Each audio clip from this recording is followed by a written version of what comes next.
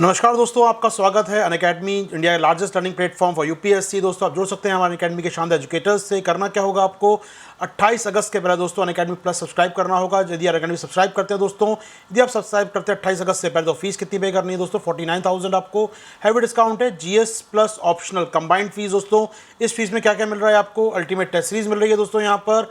Ultimate test series के अलावा books हैं आपके लिए दोस्तों यहाँ पर। मेगा ऑफर यानी अगले साल मेंस तक का ऑफर है दोस्तों। ये जुड़े रहेंगे आप मेंस 2022 तक हमारे साथ। इसके अलावा दोस्तों अल्टीमेटली सर प्लानिंग होगी पूरी आपके लिए। सीएसए श्योर चल रहा है, जहां पर 2 साल का कोर्स नहीं पर 1 साल का आपके लिए एक्स्ट्रा कोर्स मिलेगा आपको। मेंटरशिप डे चल रहे हैं, यानी दोस्तों आइकॉनिक जीएस लेते हैं आप केवल, तो आपको 2000 पे करके आप जुड़ सकते हैं हमारे ऑप्शनल कार्यक्रम के साथ। और 2 महीने का ऑफर भी चल रहा है दोस्तों, यानी केवल 2 महीने का सब्सक्रिप्शन लेना चाहें तो 15,000 आप पे करके डिस्काउंट भी ले सकते हैं दोस्तों यहाँ पर। तो करना क्या है दोस्तों, यूज़ करना है आशीर्वाद 10 कोड और जुड़ जाना है हमारे अनअकैडमी के डिफरेंट प्लस कोर्सेज से दोस्तों। इसके अलावा केवल जीएस करना चाहें दोस्तों तो आपके लिए आइकॉनिक है, प्लस के कोर्स हैं यहाँ पर। प्लस में जो लाइव क्लास हैं, स्ट्रक्चर्ड कोर्सेज है, वहीं आइकॉनिक में दोस्तों personal guidance, test analysis, expert guidelines आपके लिए दोस्तों, प्लानिंग मिलेगा आपको और ऑफकोर्स मटेरियल मिलेगा दोस्तों। तो प्लस के अलावा आइकॉनिक में एडिशनल फीचर हैं। फीस क्या है सर? प्लस का फीस दोस्तों 44,000 आपके 1 ईयर के लिए, और आइकॉनिक का फीस 67,000 नियरली फॉर 1 ईयर के लिए दोस्तों। जुड़ जाइए हमारे साथ, क्योंकि फीस रेज होने वाला है बहुत जल्द ही। ऑप्शन केवल करना चाहें तो ऑप्शन का फीस दोस्तों है 24,000, तो 24,000 जुड़ सकते हैं ऑप्शन में। इन सब में डिस्काउंट प्राप्त करने के लिए क्या यूज़ करना है? आशीर्वाद 10 कोड का यूज़ करना है दोस्तों। बाकी संडे आने वाला है, और संडे को सुबह 11 बजे क्या होता है अपना कॉम्बैक्ट होता है दोस्तों। और इस कॉम्बैक्ट में 56 क्वेश्चन 60 मिनट सॉल्व कीजिए। स्कॉलरशिप जीती अनअकैडमी की ओर से। अनअकैडमी के सब्सक्रिप्शन में आपको डिस्काउंट और फ्री भी है दोस्तों। तो आइए पहुंचिए हमारी ऐप के ऊपर। नए बैच शुरू हो रहे हैं दोस्तों 1 सितंबर से। AIR1 बैच शुरू हो रहा है, जहां मैं आपके लेकर आऊंगा एंट्रेंस सिक्योरिटी का बैच दोस्तों। इसके अंदर जुड़िए मेरे साथ AIR1 में। बाकी 1 ईयर बैच और 2 ईयर बैच भी लॉन्च हो रहे हैं आपके 1 सितंबर दोस्तों। जुड़िए हमारी फ्री टेस्ट सीरीज से। अनअकैडमी पर चल रही है फ्री टेस्ट सीरीज दोस्तों आपके लिए।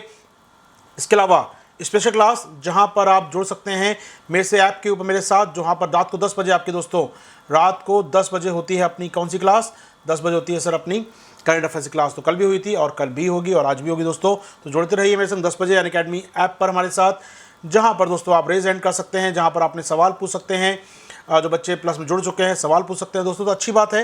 रेज योर हैंड, अपनी लाइव क्लास में आप सवाल पूछिए। इसके अलावा दोस्तों लर्नर जर्नी यानी प्लस में जुड़ने का फ़ायदा दोस्तों समझ सकते हैं। 7+2+3 मंथ का बैच। क्या मतलब है सर? 7th मंथ कंप्रहेंसिव तैयारी, अंतिम 2 महीने बूस्ट करेंगे आपकी पीटी की तैयारी को दोस्तों। फिर एग्जाम देंगे आप, और फिर मेंस का स्पेशल 3 महीने के लिए। तो 7+2+3 दोस्तों जुड़ जाइए हमारे अनअकैडमी प्लेटफॉर्म पर और यूज़ कीजिए आशीर्वाद 10 को। आइए शुरू करते हैं टॉपिक आपके साथ। ईज 4.0 पूर्ण नाम क्या है? Enhanced access service excellence 4.0। जी हाँ दोस्तों, देश के सरकारी बैंकों में रिफॉर्म करने का एक अल्टीमेट एजेंडा होता है सर हमारा। उसके लिए ईज 1, 2, 3 और ईज 4.0। ईज 4 कुछ नहीं है, देश के सरकारी बैंकों में का रिफॉर्म एजेंडा है। इसका चौथा एडिशन है, तो ये तीसरा एडिशन 2 साल पहले आया था, फिर सेकंड, फिर फर्स्ट। तो यहाँ पर ईज 4.0 इसका उद्घाटन किया निर्मला जी ने। यानी आने वाले 1-2 सालों में सरकारी बैंकों का एजेंडा कैसे होगा, क्या रिफॉर्म उनको करने हैं, क्या उनको ध्यान देना है, सारी चर्चा इस एजेंडा के तहत की जाती है। तो एक बार सुन लेते हैं ईज 4.0 पहली बात तो क्या है सर? ये enhance access and service excellence 4.0 किस मंत्रालय के अंतर्गत? Finance ministry. करना किसको है? बैंकों को इम्प्लीमेंट करना है। ठीक है सर, आइए बात करते हैं इसके बारे में दोस्तों। इनके बारे में यहाँ पर इस बार के की एस्पेक्ट क्या है, किस पर फोकस करना है सर? पहला फोकस दोस्तों है यहाँ पर डीपनिंग द कस्टमर। मैं चाहूँगा पॉइंट वाइज नोट करते हैं। पहला फोकस है customer centric digital transformation these lenders. जी हाँ दोस्तों, सरकारी बैंकों को अपने जो जमा करता हैं, जो उधार ले रहे हैं, जो जमा कर रहे हैं, उधार दे या जमा करते हैं, उधार देते हैं जिनको आप, उनके साथ डिजिटल ट्रांसफॉर्मेशन पे आगे बढ़ना है। यानी सरकारी बैंकों को डिजिटल तकनीकों का प्रयोग बढ़ाना है। पहला रिफॉर्म सर ये फोकस करना है। दूसरा यहाँ पर हमें क्या करना है? 24/7 बैंकिंग की बात करनी है। जी हाँ दोस्तों, जितना तकनीक आगे बढ़ेगी 24/7 बैंकिंग, निफ्ट करना हो, RTGS करना हो, IMPS करना हो, कोई बैंकिंग संबंधित कार्य आपको हैं अगर, तो जो होता है कि भाई मंडे टू फ्राइडे होगा या वो दिन में बैंक खुलेंगे तभी होगा, वो हटा दिया जाए रिस्ट्रिक्शन यहाँ पर, और 24/7 बैंकिंग को बढ़ावा दिया जाए। तो RBI दिशा में प्रयास कर रहा है, तो सभी सरकारी बैंक 24/7 सभी सेवाएं दे पाएँ वो आपको।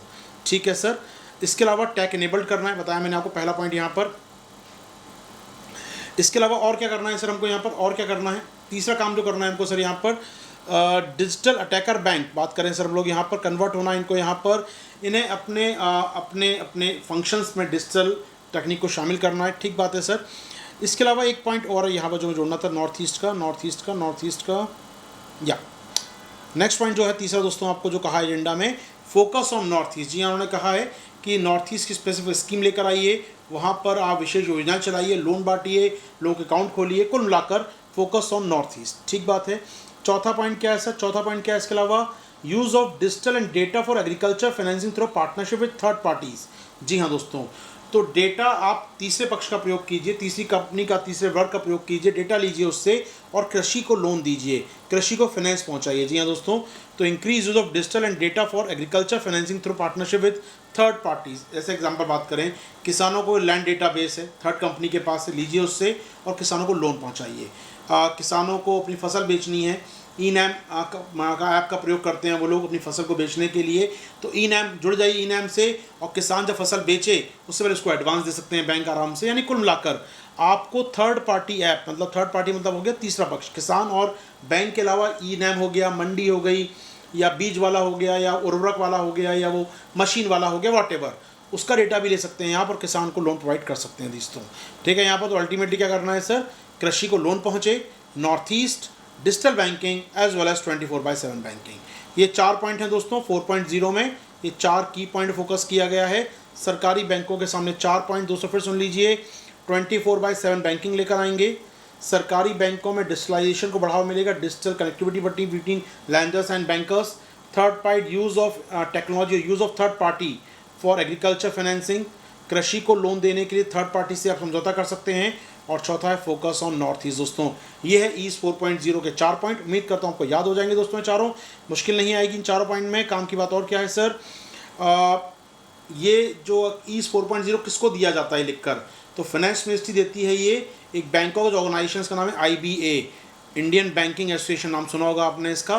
देश के सारे बैंकों का एक नेस्कॉम होता है, हमारा CII होता है, इस हमारा फिक्की होता है, इसी बैंकों का अपना एक ग्रुप है, इसका नाम है IBA, इंडियन बैंकिंग एसोसिएशन।